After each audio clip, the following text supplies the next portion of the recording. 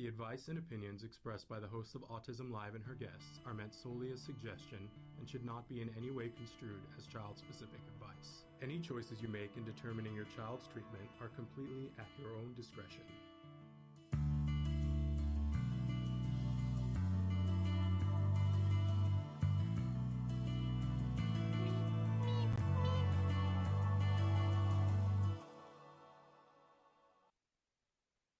Good morning, and that I was saying good afternoon to Steph with your bright sun, and I'm saying good morning to Denai. Hopefully you guys can hear me now. And I was saying that you guys can be interacting with me live. It's my favorite thing. If you just write in, so far all the comments have been on YouTube, but if you're watching on Facebook or Twitter or a dozen other sites, you can write in and we can have a conversation right now, and you can have a conversation with my guest. I was saying we've got a lot that we're going to be talking about today. It's a big show today. So let me run it down. We're going to do jargon of the day in a second. Then we're going to have a fabulous guest, a young man who has got an update for us. He was on the show several years ago, pre-pandemic. Yay, Steph. And he's going to be here with us telling us a little bit about his journey and giving us an update on what he's been up to. Anthony Vasquez, he's going to be here. And then we're going to break it down a little bit. I said something on the show the other day, and it got a little bit of a reaction, and then I said it again yesterday, and it occurred to me maybe we need to get a little bit more specific on this about denial of access to care. That later in the show, towards the end of the show, I'm going to do a whole teardown on that, because most of us that live here in the United States, and I'm sure that this is happening around the world, are experiencing healthcare shortages where we're paying a premium or we have access to healthcare through something that we applied for through the state or the government or whatever, but you go and you have the prescription for, and it could be anything.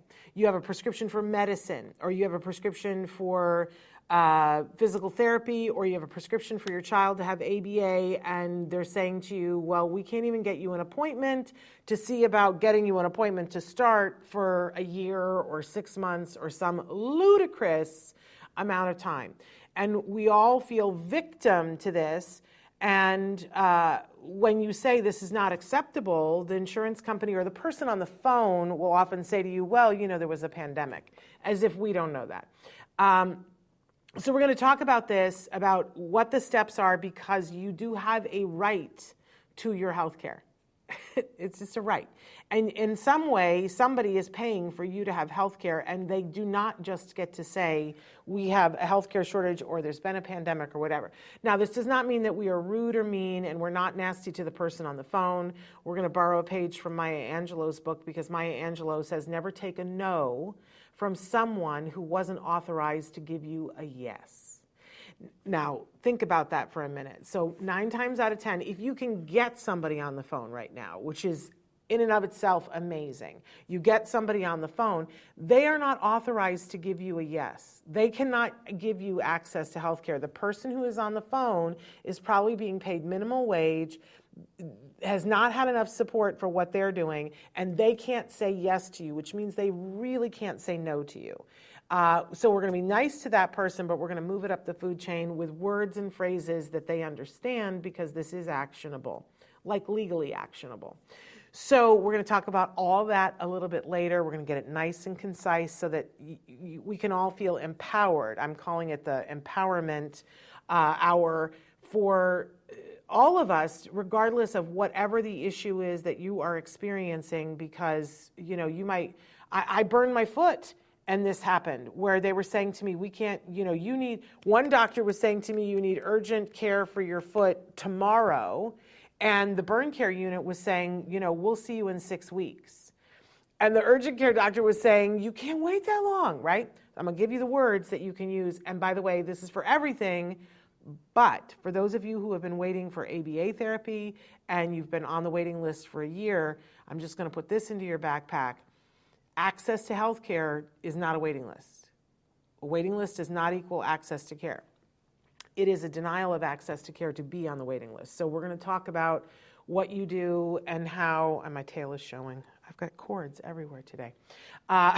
So we're going to give you the words that you need to say to get you moving in the direction that you need to move. And we need to do this for all of healthcare. If everybody were to do this, healthcare would change tomorrow. I'm just going to tell you. So we'll talk about all that in a minute. But first, reminding all of you that we are a free podcast wherever you get your podcast. Just download it. It's free. I really love that. But we do have costs, right? You know, everything that you see here costs money. And so we have opened a Patreon account. If you would like to donate to our Patreon account, we welcome that. It is not a requirement to watch anything that's here. And I love that about us. But we, you know, people have said, but I'd like to donate, so there is a Patreon account. It took them 12 years to get me to agree to that. Because I really feel like our audience, we feel, is that greater autism community, which starts with individuals who are on the autism spectrum, right? Of course, they're the beating heart of our community.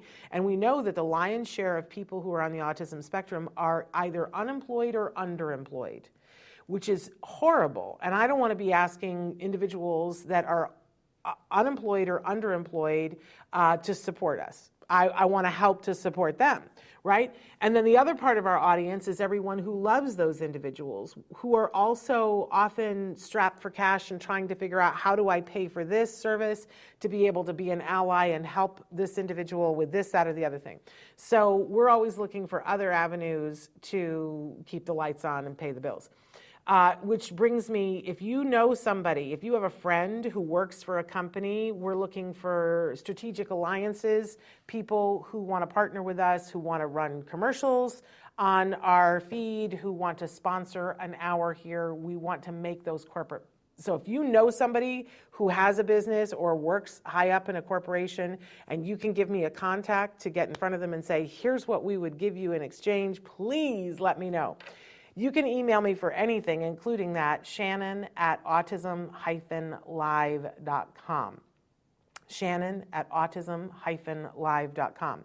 But anyway, back to our mission here is to provide information and inspiration to that larger autism community, those on the spectrum and those who love individuals on the spectrum and want to help them to get to that place where they have everything that they need: respect, dignity, ability to love who they love, live where they want to live, work how they want to work, have the skills that they want to have, right? This is what we're about here.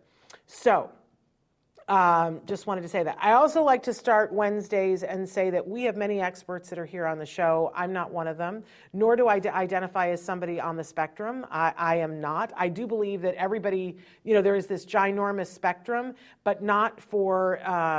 that everybody is someplace on that spectrum, right? But when we're talking about ASD, we're talking about a level of severity that most of us do not qualify for. I do not qualify for that.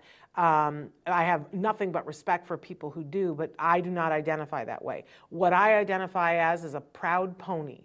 I am a parent of a neurodiverse individual. So, and I'm very excited to identify as that and love my kid more than I can say. He was diagnosed with autism at the age of 2.5, and he is the sun, the moon, and the stars, and brilliant and funny, and I'd rather spend time with him than anyone else on the planet, and that includes my husband, who I adore. So, but I was saying the other day, and we're trying to get my husband to do more traveling now, because for years my son and I have traveled all over the place, and we've spoken places and gone to visit places and said, hey, we're here if anybody has questions about our journey, and we would go in the summer and just go and do that. And we would leave Dad home to work and take care of the dogs. Poor Dad. And now Dad is like, I want to go too. But my husband is not as used to traveling, where my son is the best traveling companion on the face of the planet. If you are worried about your child on the spectrum traveling, I start small, but I just want to say to you, my son is the best travel companion. I would rather go anywhere with him than anybody else on the planet. But we have taken my husband a couple of times now, and he is a delight to take too. I don't want to make it sound like he's chopped liver. I'm just saying my son is awesome. Steph says, same here, totally agree with you. I have 2 boys on the spectrum, 18 and 10 years old. Our kids are amazing. Part of our job here is to help everybody to understand how amazing our kids are. And for us to be able to overcome the horribleness of when people don't see how amazing our kids are. And as all parents, there are days when, your kids are on your left nerve. And that includes kids who are on the autism spectrum. I used to marvel at my friends who had teenagers, and they would, say, kid for, up for adoption. And I would go, what? How can you even say that about your child?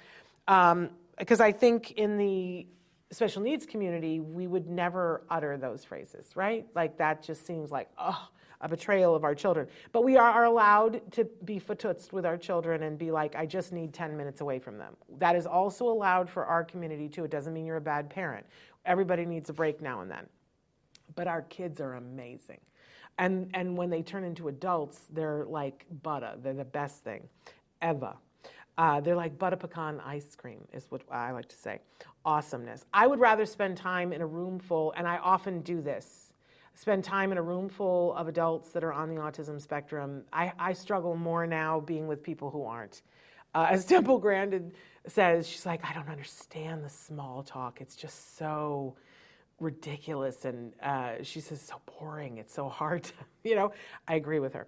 Anyway, okay, so let's dive into jargon of the day so we can get this, because this is important, right? This is jargon of the day is when we take on one word, one phrase, one acronym. We try to figure out what in the hey nani are those experts talking about? What does this have to do with me? Why do I even need to learn this term? Why are you bugging me with this, right? My computer just woke up. Anyway, so today's term is FBA. Aren't you excited? I know the first time I heard this and somebody said, this is going to be very pivotal for you in your experience with your son over the next couple of years. And I was like, the FBI? And they were like, no, the FBA. And I was like, I don't know what that is. So let's take a look. Let's demystify this, because this is pretty important. It's right up there with the important things. An FBA is a functional behavior assessment. It is a multi-step problem-solving assessment process designed to determine the function of a behavior. Okay, don't you love my favorite thing? It's so predictable in jargon is when they take a word that is in the thing and they included it, you just mess up the word. So a functional behavior assessment is an assessment of behavior to see how it's functioning. Oh, well, now we know what it is. Not right. Let's try again. So in a second, we're going to show you the working definition, but there is some stuff that's here that I think that's important. The multi-step and problem solving are really important for us to get our head around. This is not just like, this is what I feel, this is probably what it is. It's a multi-step problem solving process that is designed to find the function of a behavior. Okay, we're messing the words up a little bit, but hang on to the multi-step and problem solving. Now let's go on to our working definition to try to figure out if we can't make heads or tails of this, right? So it's an essential process that helps us understand why a challenging behavior is happening so that we can change it effectively. Now, before everybody has a meltdown about changing behavior, let's stop and consider that this is why I love to talk about this stuff, because people immediately have this, oh, you want to change me, or you want to change my child. Why can't you just let them be who they are? I agree with you. Let's let them be who they are. But are we not going to teach them anything? Are we not going to allow them to grow? If we see them struggling with something and we can help them to do it in an easier way, are we going to let them continue to struggle? Does that seem kind, considerate, loving? Not to me. I'm a former teacher, right? If somebody says, I'd like to ski, I'm going to assume that there's things about skiing that you weren't born with when you came out of the womb. And I'm not just going to throw you on a mountain and go, have some fun with that, and assume that you are going to be a savant at skiing. In fact, we don't do that to people. Usually, most places, I don't ski. I know nothing about skiing. But what I do know is from friends who go skiing is if they go and they'll say to you, have you ever skied before? They'll give you a little bit of rundown, and they encourage you to take a beginner's class where they show you some basic things like turning your feet in to make a snowplow. This is what I know about skiing, right? And I've never done it. I've literally never done that, but I've watched Hallmark movies where they teach someone, this is how I know. Scary, right? But so I would not assume just from watching a Hallmark movie that I could go on the expert ski slope, right? But if I wanted to ski and I wanted to learn, there would be a process where somebody would show me what to do and they would give me corrections and they would say, you know what you're doing right there is you're leaning your knee and you're going to hurt your knee if you do that. Try this. Now, this is not them trying to change me. This is them trying to help me to be able to do the thing that I wanted to do more effectively. Okay, are you with me so far? Let's apply this to individuals who are on the autism spectrum. So everybody needs to be able to communicate. This is a basic human right to be able to communicate. Notice I didn't say speak, because there are lots of ways that we all communicate. I'm gesturing all over the place today because that's what I do, right? And I need to do less of it in this format, but I do it. And that's a way that I communicate. Other people, when I was a teacher, I would communicate just by lowering my glasses and going like this and giving this death stare to somebody, and they would know. A lot of kids, not all kids, would know I am not happy with you right now, right? And I'm not liking what your behavior is doing and I want you to change it. All kids won't know that, right? Other kids, you got to point and go, this is another way of communicating. But everyone deserves the ability to be able to communicate their needs.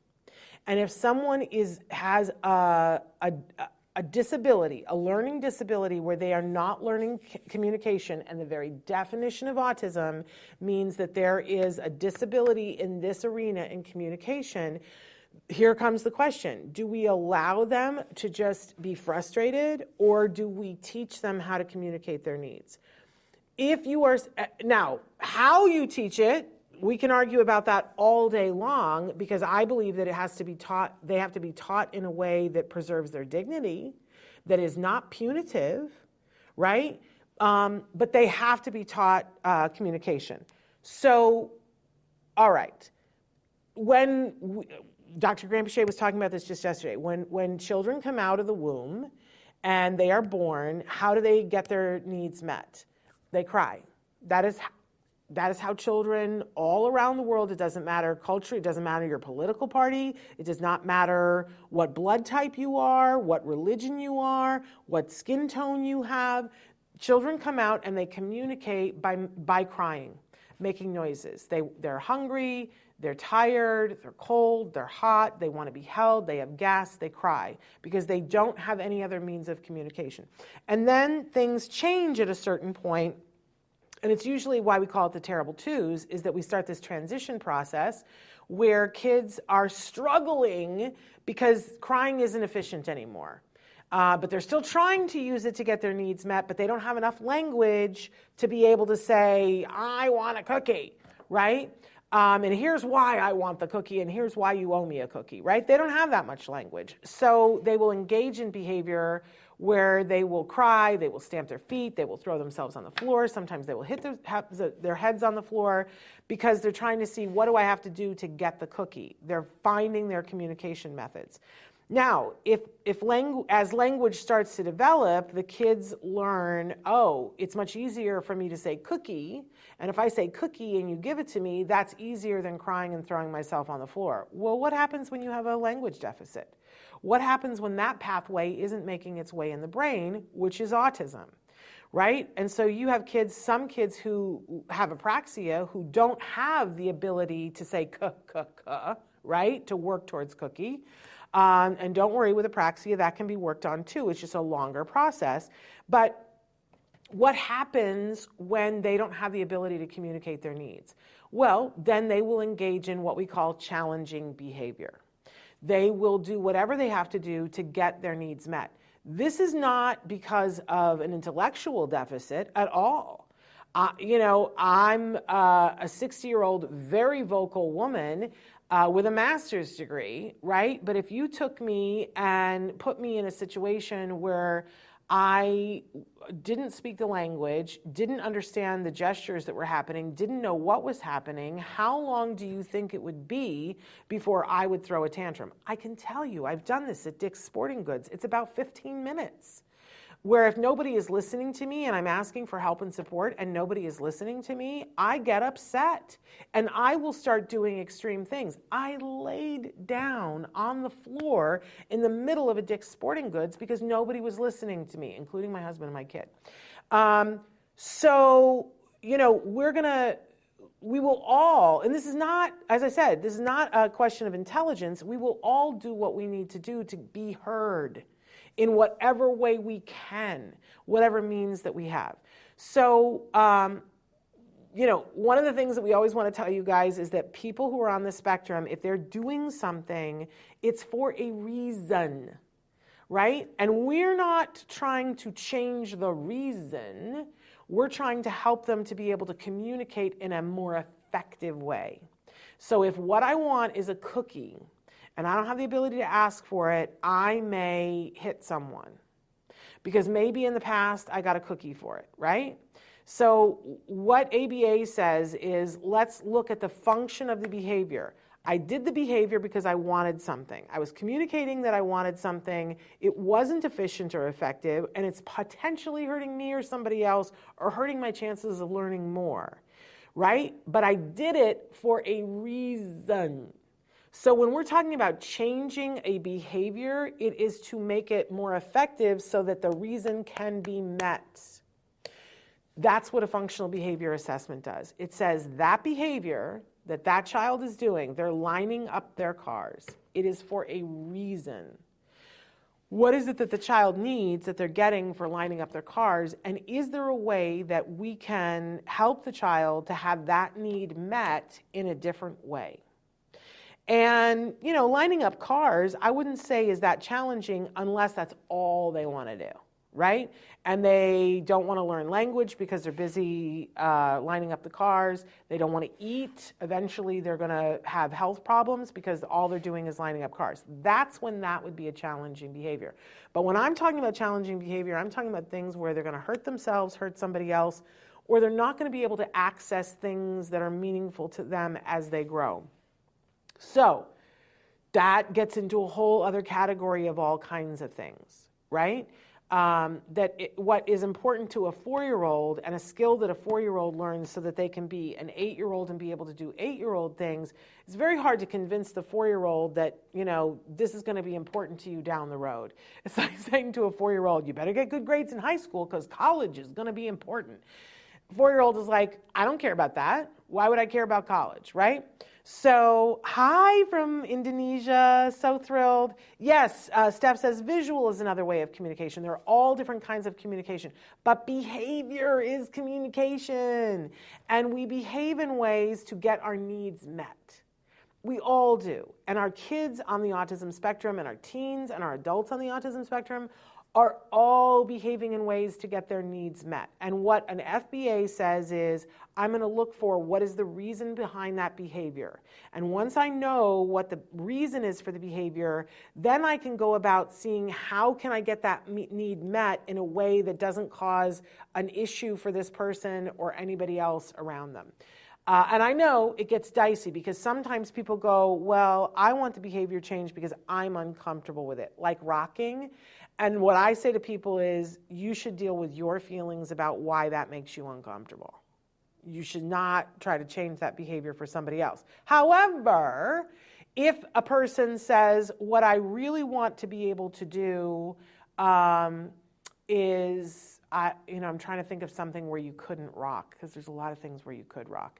But let's say that they want to be a ballerina. And that's the job that they really want to do, but they feel this constant need for rocking. Then we would try to work on, can you do other movements that fulfill that same proprioceptive need that aren't the rocking? Because if the choreographer says, I want you to do this, then this is not the motion, right? Then we would say, all right, let's work on the rocking. But I think it's super important that there be a benefit to the individual. So the functional behavior assessment is the piece where we honor the spirit of the communication that the person is giving and saying, let's look for the why. Let's look for what the need is, and then let's supply the need in another way. So the functional behavior assessment is just, it's as we said, a multi-step process where we look, okay, sometimes we interview the parents and the teachers, what was happening before, so on and so forth. We look at the behavior, and then we arrive at a hypothesis of what we think the function of the behavior is, and only then can we begin to start to try to find another way to get the need met. But I kind of want to keep drilling. It is so that we can find what the need was and fill it in another way. It's not, a lot of times people say, well, it's the way we change behavior, which sounds different than finding the way for the person to get their need met. Okay, hopefully that makes sense. If it doesn't, write in, we'll try again. But an FBA should be done by someone who knows what they're doing. A lot of times that's a board-certified behavior analyst.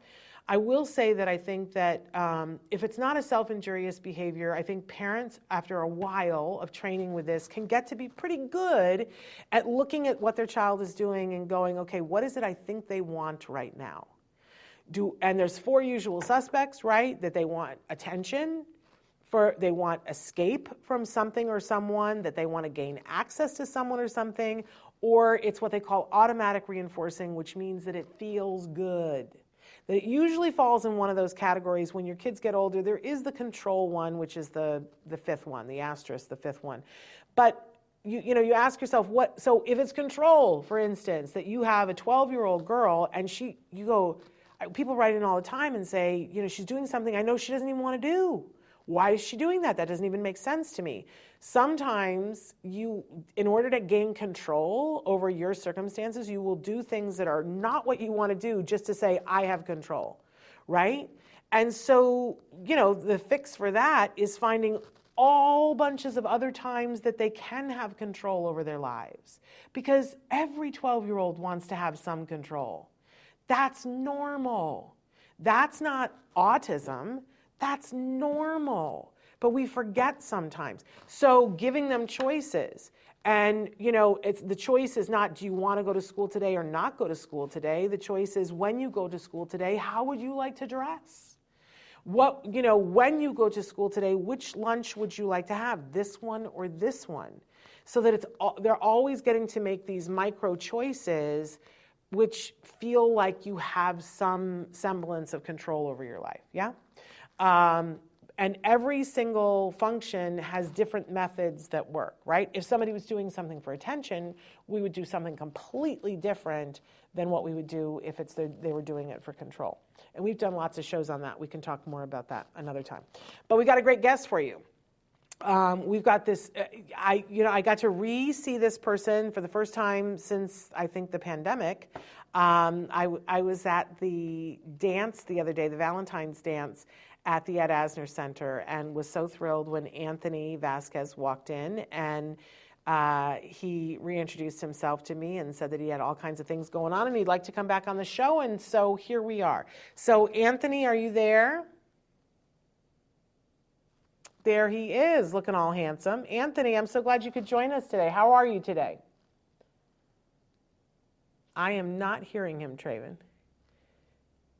So hang on one second, Anthony. Traven's going to get it in my ear. And then I hear noise, Traven, but I'm not hearing. Anthony, say something. No, I'm still not hearing him, Traven. We might have to get you on the phone, Anthony, so hang out just 1 second while we figure this out. Traven will tell me what we need to do next. So I just want to recap a little bit that 2 things while we're waiting for Anthony, because I want him to tell you guys about who he is and what he was on the show for the last time. Coming up in April, we've got a really big event that's coming up in April. We are going to do the first ever, maybe the only ever, I don't know, let's see if I survive it, Autism Network Podcastathon. And what this is going to be 44 hours nonstop live. Woo! Did she just say 44 hours nonstop live? Yes, she did. And 44 because the current CDC numbers say 1 in 44. Now, we're going to go on the air on April 3rd. First, we're going to do a Ask Dr. Doreen early in the morning on Tuesday, April 3rd. And then later on in the afternoon, we'll be back on the air starting at 3 o'clock. And hour by hour, we will have different shows until 11 o'clock on Thursday morning. So we're going to go overnight 2 nights. I know. What am I thinking?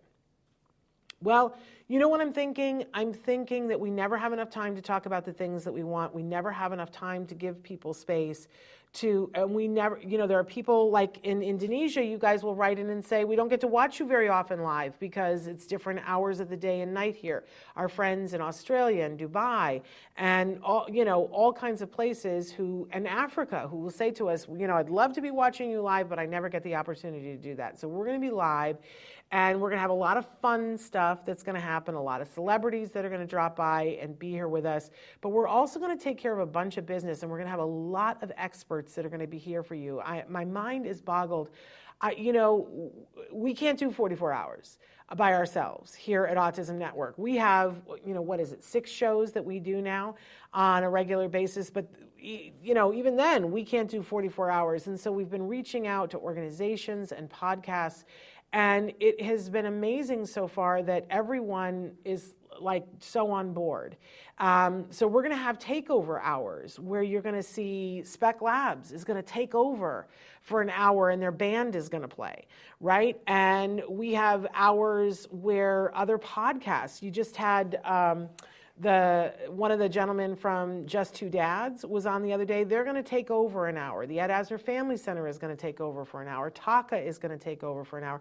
People around the world are going to take over in different time slots. And then we'll be here with a lot of extra Ask Dr. Doreen. There'll be extra Autism Live. There'll be there's at least one episode of Let's Talk Autism with Shannon and Nancy. So there's going to be a lot going on. We have some free stuff already that we're going to give away. So I think I'm calling it the Information and Inspiration Extravaganza. Nobody else is calling it that, but I am. I'm calling it that. So it's free. You can join in if you happen to wake up like I do every once in a while at 3 o'clock in the morning and you're like, oh, okay, now what? You could tune in and watch the bags under my eyes get substantially bigger. My plan is not to leave. I'm going to, put a bean bag in my office, and it's a big bean bag, and I'm going to take naps in there, but I'm going to be just ridiculously tired by the time it's over. But I'm excited about that. So tired is okay. Feeling like we're not getting to enough people is what isn't okay. And we want to reach as many people as we possibly can. So it will be free. We are looking for sponsors right now for the different hours. So again, if you know somebody like Temple Grandin is already signed up and is going to be joining us for an hour. It happens to be on the day that her book comes out, her new book.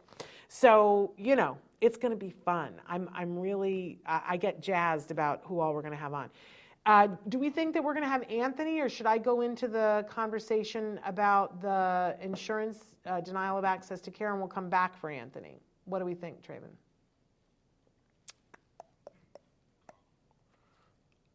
We need to call him. Okay, fantastic. We're going to call Anthony, but hang on a second. I don't have the number up. Do you just have it, Traven, or... Hold on, you guys. It's a live show. I imagine a lot of this will happen during the podcast-a-thon. We'll be like, hold please, while we figure out what's happening here. Okay, Traven's going to help me with this. So hang on, you guys. Hang on. I know watching me dial is fascinating. Watching me figure out how to use my phone is even more fun. Okay, I got the first 3 numbers. Yes. Here we go. We are calling Anthony. Hello, this is Anthony. Anthony, I'm so excited. We got to get him to mute. Because we got to cycle. Hang on 1 second, Anthony. No problem. That's going to drive everyone crazy. Let me turn my volume all the way down while we get him to mute his computer. My computer is muted. Okay, we should be fine now. I'm hearing the echo.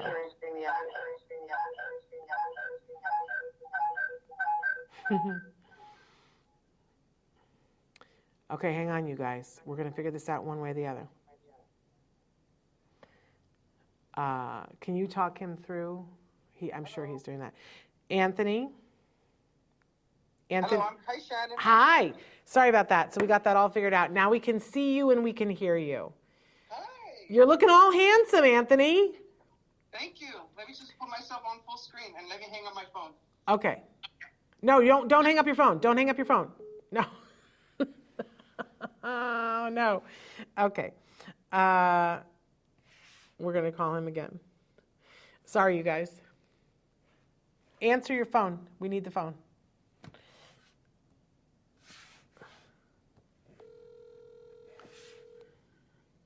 Oh, sorry about that. That's okay. We need to stay on the phone. That's the only way we're going to be able to hear you is on the phone. So we have your picture on the computer, but we've got you on the phone. So it all works out. Yes, perfect. Okay. So, are you ready? I'm ready. Tell us about you, Anthony, and why you were on the show the first time. Can you say the last part again? Tell the folks at home about you, who you are, and when and why we had you on the show the first time. Hello, Autism viewers. My name is Anthony Vasquez. And the last time I was on the show was in person, and I did the interview with Shannon about my times being an intern at Miller Career and Transition Center, my last school. Yes. 2017. How old were you? I was 21 years old. And that's been a couple of years ago now. And you're all graduated from Miller now, right? Yes, I am. December 2017, I was 22 when I transitioned from that school. Okay. And so tell us a little bit about what you're doing right now, what your life is like right now. Okay. Since I've transitioned in 2017, I got accepted into the Tierra del Sol Foundation, a day program in Sunland. And do you like it there? I do like it there. And I'm also joining Spectrum Laboratory, and we call it Spec Labs for short. Yes. And why did you want to join Spec Labs? What was it about Spec Labs that was interesting to you? All right. What was interesting about me joining Spec Labs is because I have a passion to singing, because I've done it before in my past, and I was recommended it by Luke Rose. Oh, yeah. We love Luke. I haven't seen Luke since the pandemic. Is Luke doing okay? Yes, he is. He's doing very well. Okay, so you've just started at Spec Labs, is that right? I started Spec Labs last year in February after getting accepted into it in January of last year. And so what kinds of classes are you taking with Spec Labs right now? Okay. You want me to tell you the past classes or the current classes? Tell me the current classes first, and that was a really good question, Anthony. Yeah, so the current classes I'm in are Mondays singing studio, and then Wednesdays spec bands 1, because we have spec bands 2. Oh, very good. I didn't realize there were 2 spec bands. So do you play an instrument or are you just a singer? I'm just a singer. Well, Bono is just a singer, so that's okay. There's nothing wrong with just being a singer. What kinds of things do you like to sing, Anthony? In general or at Spec Labs? In general. Disney music, Pixar music, I like Spectrum Laboratory music, and Sly and the Family Stone, just to name 4. Okay, so what's your favorite Sly and the Family Stone song? I Want to Take You Higher, actually. I love that. What a great song. And is that like your signature song that you like to sing when you're someplace where they're doing karaoke? What do you mean by that? So have you ever been to at Asner Center when they do karaoke nights, or any place where they do karaoke? I can't remember, but okay. I've done it at home with my karaoke machine. Okay, there you go. So when it's you and your karaoke machine, like, what are your top 3 songs that you like to sing? I Want to Take You Higher, The Addams Family, and Dancing Fine by Dominique Brown. Oh, Dominique Brown, who is an artist with Spec Labs. Yes. Does he know that he's in your top 3 of songs to sing? No, these are just my personal favorites. Okay. Well, I'll bet he would feel very complimented if you were to tell him that. I'll bet he would love that. He's a great artist and a great writer, and you know it's in his family genes. I think it's his uncle who is Marvin Gaye. So you know he comes by it honestly. Do you have other singers in your family? No, just me. Just you're the first one. Well, Marvin Gaye might have been the first one. So you told me the other day that you had an exciting update that you have a new job.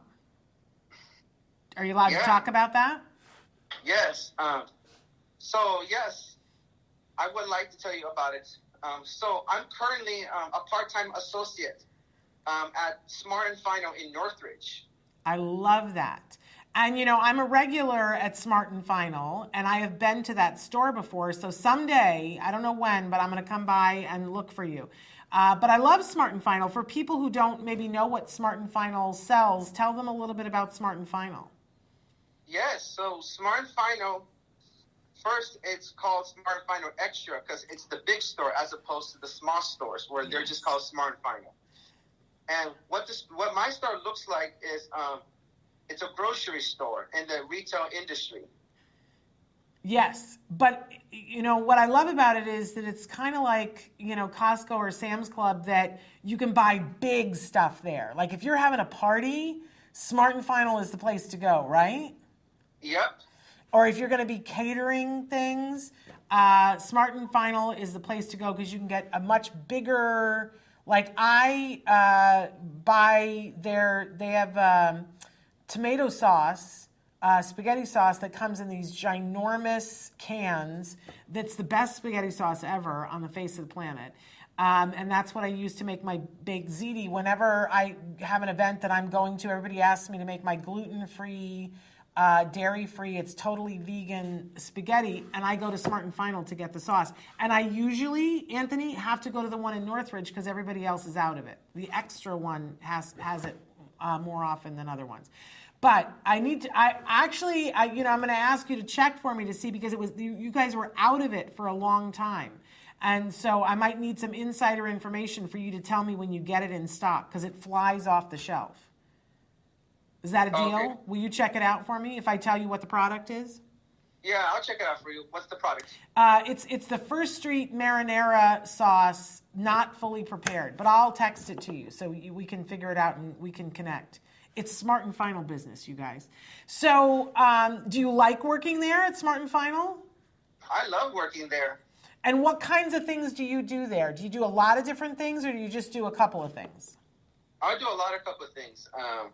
It's a lot of tasks, but I'll name you 5 of them. Okay. Cart runs, store sweep, cleaning and managing the restrooms in the break room. So that's 3. Stocking, 4th, and the 5th one, go backs. Okay. Now, so you didn't mention the register. Are you trained yet on the register, or is that something you're going to train later, or you're not interested in the register? As of now, I'm not at the register as a cashier, but what I could tell you, at times I bag at the registers. Are you a good bagger? I am. Because there are people who are not good. And small stuff on the top. There we go. Amazing. Wonderful. Well, I love that you're working at Smart and Final. I think that that's really wonderful. And you said it's part-time because you're doing other things, like you're doing spec labs. And what other kinds of things what do you like to do with your free time, Anthony? Free time, like outside work and program hours? Yeah. Well, Spectrum Laboratory is part of my free time. That's so I'm true. there only twice a week. Yeah. And but what else do you like to do? Do you like to play video? And also, I also go to the TDS program at Tierra del Sol, like as I mentioned. Yes. What kinds of things do you do at Tierra del Sol? I'm saying it wrong. How do you say it? Tierra del Sol. Del Sol. And what kinds of things do you do there, Anthony? Well, during my time there, I've been in their workforce development training program. I've done writing services from cleaning, customer service, managing, supplies. I've also done what am I going to say here? I've also done like food services. Oh, great. You got a lot of skills. Did they help Yes. you to get the job at Smart and Final? I'm sorry? Did they help you to get the job at Smart and Final? They did in summer 2021. Wow. So you've been working starting in the pandemic. You were working then in the grocery store? Yeah, during the pandemic. I'll not bet that before. was hard. What did you find that was okay for you, or were there parts of it that were hard for you? Kind of both. It was okay because remember, back when I was in school, I was internshipping at the Chatsworth Smart and Final. Oh, I had forgotten that. Well, so you were a little bit familiar with it then. But you know, Anthony, I don't think we say enough how much gratitude we owe to all of you who are working in grocery because, talk about being an essential worker. You guys kept us alive during the pandemic. So thank you. You're a hero. Do you realize that? Thank you. Yeah.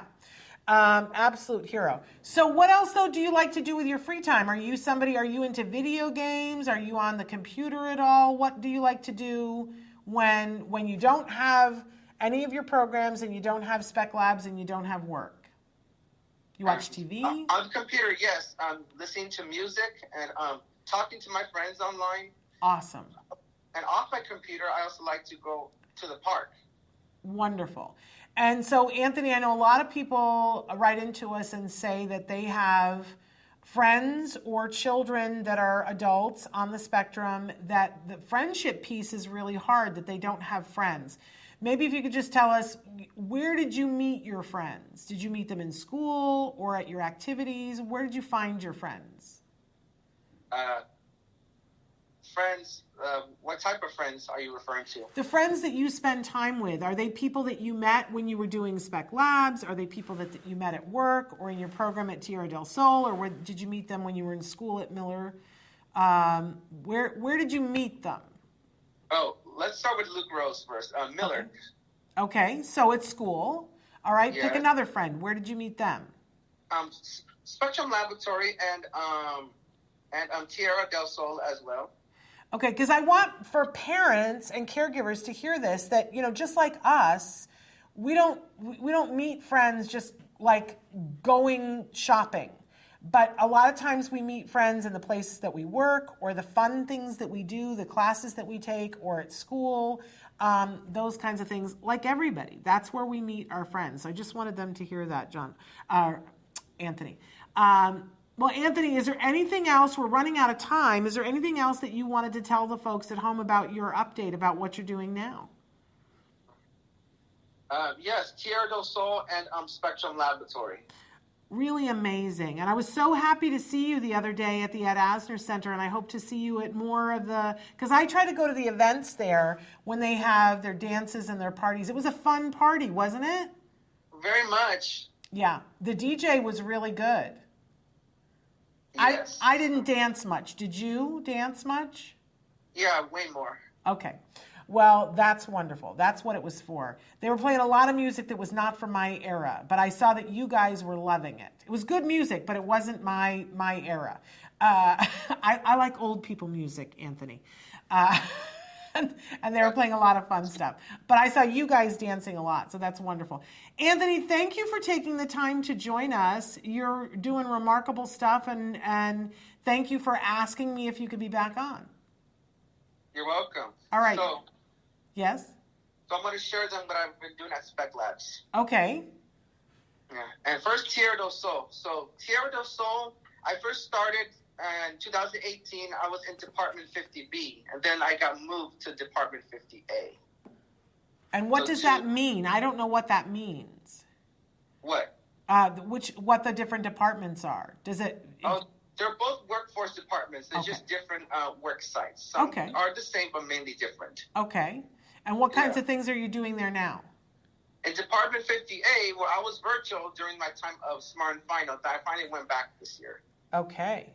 Yeah. So I'm at Bristol. I'm at Bristol Hospice in Glendale and Tierra del Sol's farm. So, tell me the first one again, because I didn't quite hear you. What was the first one you're at? Bristol Hospice. Oh, so what do you do there?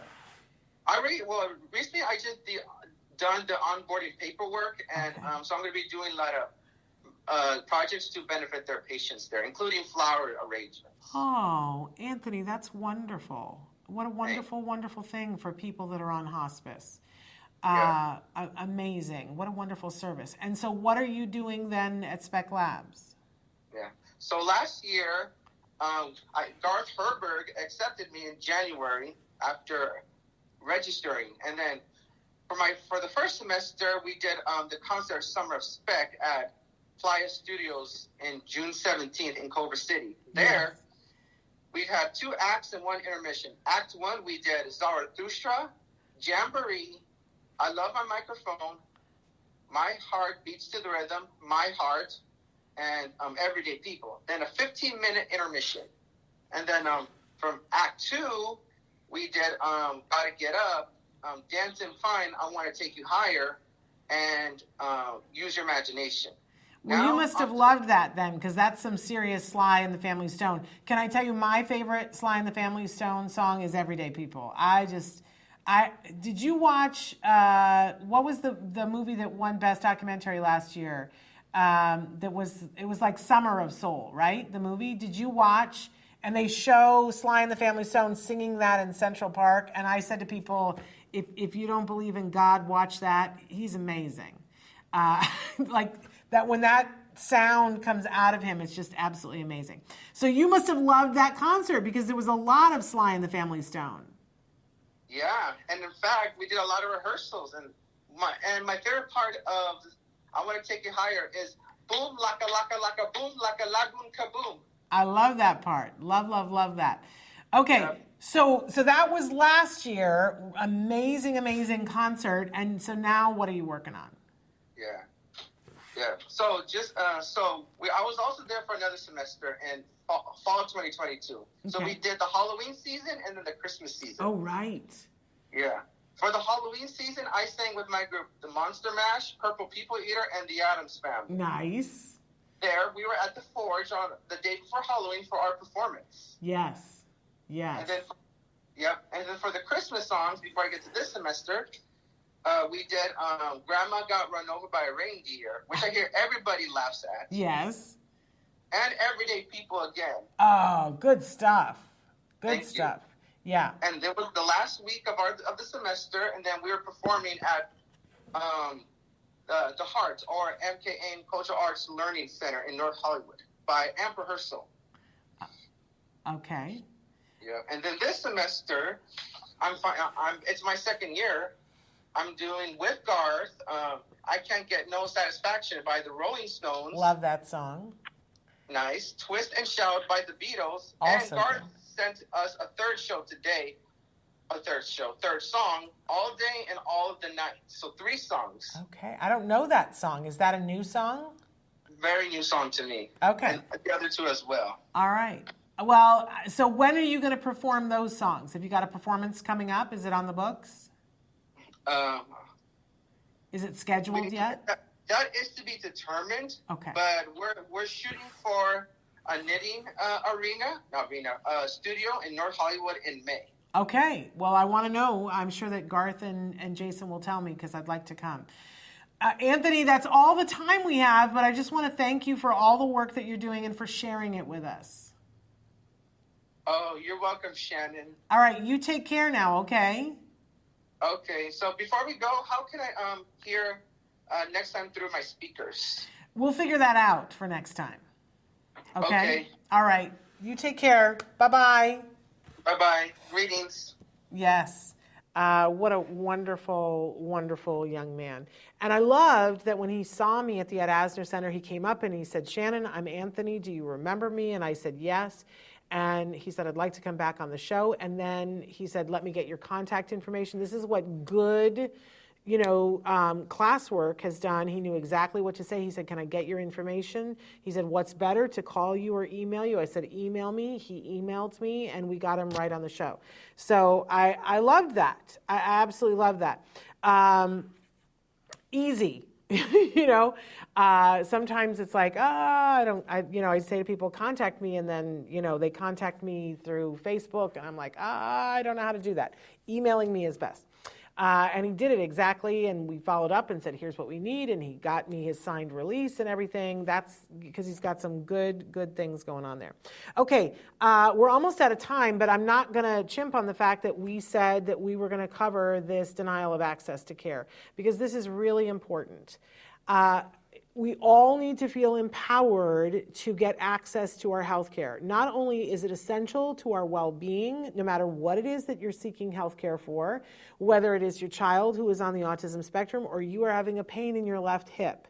You pay insurance, or you have paid taxes into something, or you have been deemed someone who gets access to health care through your state exchange plan. Everyone is supposed to have access to health care. That is supposed to be across the board in the United States. So if you have no health care right now, you need to go to your state exchange and fill out the application and get some health care. But let's presume that all of you here have health care. And by the way, I looked this up. This is even in other countries, that when you have health care, there is a presumption that you have to have access to the health care. So you're paying something into a system, you have to have access.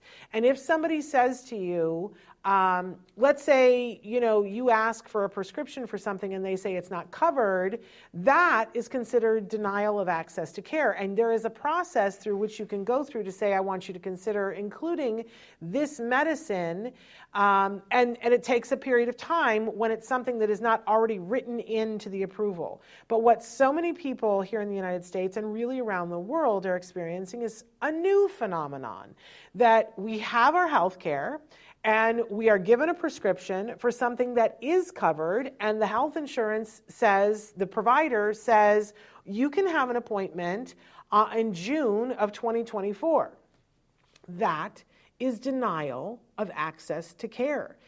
I sent Traven a thing that he's going to put on the screen here in a second, because one of the things when you look up denial of access to care and you look at what are the rules, right? And what every single healthcare says is that you have to have, see that up at the top where it says timely access to care. But this is where it gets a little bit sticky, is what is timely. And if you're talking to your insurance company, and let's say that you're seeking ABA for your child, and you have been on a waiting list for 6 months, and I know some of you have been on a waiting list for more than 6 months, right? But, and you call them up and you say, this is a denial of access to care. And they say, no, you have an appointment in 6 months. And then you say, that is not timely access to care. And the next words that will come out of their mouths are say, well, we have a shortage and we had a pandemic. Like, duh, right? I want to tell you that they have been trained to say that to you. It doesn't matter what they say to you from there on. They still have to give you access to care. If they are not able to provide it, they need to give you someone else that can. But here's why I wanted to show you this graphic, is because when you say timely access to care, I've had families who have said, well, we need timely access to care, and they're saying, well, this is timely access to care because we have such a shortage. I want you to see what a load of malarkey that is. This is from California Managed Care, showing what timely access to care in their estimation should be. I would encourage you, whoever your healthcare provider is, to find out their timetable for this, because it might be slightly different, but this is a really good gauge of what is reasonable. And we've got it both here in Spanish and in English, but take a look that if it's urgent care, that, with that prior authorization is not required, and that you need to have care within 4 days for something that is urgent. And if it's something that is a prior authorization required, because that's what your insurance requires, that it's 4 days. I feel like that's crazy for urgent care, but okay, now we know what it is for this company. But then take a look at the non-urgent care. Notice that under primary care, which is going to see your regular doctor, like your pediatrician, whatever, that they have to be able to give you an appointment within 10 business days. That means 2 weeks. I know. Did your head just explode? Because in the past, I know you guys have been calling asking. I was on the phone with a mom yesterday who said that her child has been having a problem, and she asked for an appointment with the pediatrician, and she was told that it was going to be 6 months. That is denial of access to care because it's denial of timely access to care. And if she were to use those words when talking to the insurance company, they would get her an appointment either with her doctor or another doctor. Now, here's where it gets sticky because you go, well, I want our pediatrician who has our files, whatever. But they have to give you some access to care. It may not to be your actual doctor, but they can't deny you services and have that doctor say, well, I have to run a bunch of tests. They can't do that to you. But they have to give you access to somebody for primary care within 10 business days. Take a look over the specialty care physician. That's 15 business days. For some companies, your ABA would come under that specialty care. But look below, because for some healthcare providers, they include mental health with behavioral health. So look under that one. That's 10 business days, right? For a non-physician, that's ABA. I'm sorry, I'm yelling. But then the other one is 15 business days for an appointment. Come on. Okay? And follow-up care, 10 business days. I also want you to see that timely access of care requires that it be within 15 miles or 30 minutes from where you live or work, and that they have to have 24/7 telephone services available to talk to you about your health care, and that you are entitled to an interpreter always at everything. Okay, so now your head just went, wait a second, I've been being lied to about all this stuff. I'm just going to tell you that when you know what the parameters are, then you are empowered. So I want you to empower yourself to go to your insurance provider and ask for what's their timely access to care table like this, so that you know what it is. And then I want you to call your insurance company, and the first person that you get on the phone is not the person who is authorized to give you a yes. I want you to be super nice to them because they're doing their level best and they're being paid minimum wage. All of the people that you're going to talk to are healthcare workers who are in the admin part of it, who still had to work during the pandemic. They didn't get all the time off that a lot of other people got. And part of the problem is that there's too few of these people because they're not paying them enough to make it worthwhile to have to work through a pandemic. And it's going to continue to be that until we all say enough. And that's what I want you to do, is say enough. So be nice to the person on the phone. Say to them, say, I'm calling because I haven't been able to get an appointment for my child's ABA. We've been on a waiting list for 6 months. I'm aware of the fact that this is denial of access to care because it's denial of timely access to care. Now, if this person is properly trained, they will know that this goes above their head. They may not be properly trained. Don't take it out on them. Say, I need to talk to a manager. And they're going to say, there's not a manager here. And you're going to say, I need to take your name down and that you told me that there's not a manager here. When can a manager call me back? But make sure you take their name down. If they have a badge number, take that because that holds them accountable. I'm saying be nice, be polite, hold accountability. And tell them, okay, so you have told, and read it back to them, take notes. You have told me that, Sue Smith is the supervisor who's going to call me back within 24 hours. I'm going to be looking for her phone call. Now, Sue may not call you back within 24 hours, but when you call back and you say, I need to talk to a manager, I was told that Sue Smith would be calling me back within 24 hours and I've not received her call. You do this 2 or 3 times and they're going to get you through to somebody. But you need to be talking to someone, and what's going to happen is very likely they will send you a parcel of paperwork that you have to fill out saying that you're making a complaint of a denial to access to care. What I'm going to tell you is that very often the insurance company will get you access to the care before you can fill that paperwork out. So don't feel like you have to fill it out. If you get access to the care in the meantime, throw the paperwork away, right? That's really what they want you to do, but they'll get on the stick and they will get you access to care. If they truly don't have someone for you to have an appointment for, don't worry, because the law allows for them to give you access. They can do a single case agreement with somebody who can. Now, what happens, two things will happen. Sometimes what they'll do is they'll offer you a lesser service on the way to the service that you were waiting for. Be wary of this. Sometimes you'll take that because it's what you need to get into, to get started. Okay, but don't let up on the other. If you're sitting there with a prescription for ABA therapy, and they say, well, we're going to give you an appointment for an intake, great. That means they're going to make an appointment for you to come to talk to somebody about when you're going to start ABA. That is not access to care. And don't let them off the hook.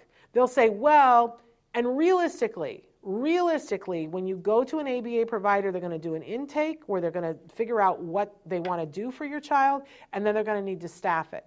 I don't know anybody who can do that in less than 30 days. I know it doesn't say that on that thing, and most places they're taking 6 months a year, but give them at least 30 days. But I would call them on a regular basis. I'm talking at least once a week and say, okay, just checking. I know we're on a 30-day thing. You said it was going to take 30 days. We're ready to start on this day. Do you have my team? Whatever. Because they'll be like, oh, we had somebody and they quit. Don't let them get away with this. Apply nice pressure consistently. As Nancy always says, be a dog on a pork chop, right? A nice dog on a nice pork chop, but be consistent. This is how the squeaky wheel gets it done, right?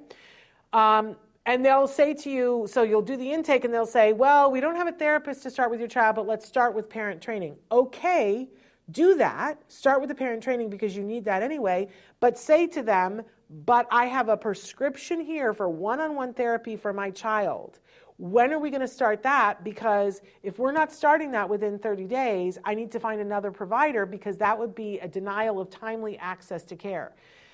Now, when you call the insurance company and say, this company is not able to give me timely access to care that you gave me, it is their job to tell you who you can go to who can. It is absolutely their job. It is not your job. I'm going to tell you right now, they don't know. They don't know. And a lot of times they will say to you, do you have a company you'd like to work with?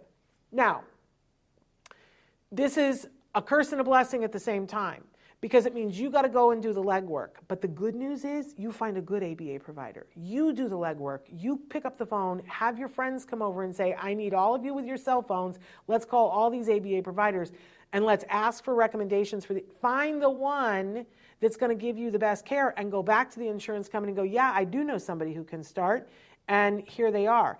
And they will write the single case agreement for the dream of your life, for the ABA that you wanted that you weren't going to get because it wasn't in network. That's how you work this. And I'm going to tell you, not everybody is capable of working it because this is a huge hump to be gotten over. But there are people who are doing it on a daily basis and they are getting what their children need in spite of their insurance company, in spite of the healthcare shortage, because they are working this current state of the system. Do not let your insurance put your child on hold for a year because they are saying that they can't staff it. This is a very easy problem. Healthcare companies make money. They just do, and they make it by the gobs, and they certainly still did during the pandemic. If they can't staff, they need to look at what their problems are, and they need to find ways that they can staff, which is usually paying people more money, which cuts into their profit. Not your problem. Don't let it be the thing that prevents you from getting the care for your child. Terms to know: denial of access to care and timely access to care, because they will say, oh, but we made an appointment for you to meet with the nurse who is going to talk to you about. That is not the same thing. That is not access to care. It's a gateway. And being on a wait list is not access to care at all in anybody's book ever. Don't let them get away with that. Hold your provider's feet to the fire and say to them, I want my health care. I deserve it. My child deserves it. I'm paying for it. You have to provide. They know they have to provide it. These are the terms, though, that you have to use. And don't have the whole big conversation with the first person on the phone. Ask to be moved to the manager. Listen to Maya Angelou. Don't take a no from somebody who wasn't authorized to give you a yes. I see parents on a regular basis seeing this and going, I'm going to make this my priority, and then their kids are in good quality ABA. Take this information, use it in any way that you can. Be nice, but be persistent, okay? We're all out of time. We went over, but we needed to because that was important stuff for you guys to know so that you can access the help that you so richly deserve.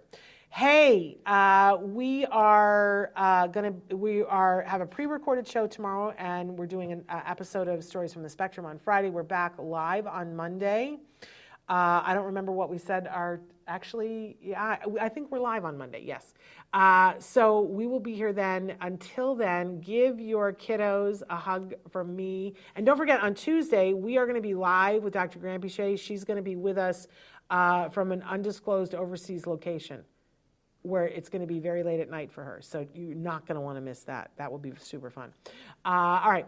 But until then, give your kiddos a hug from me and one for you too. Bye-bye for now.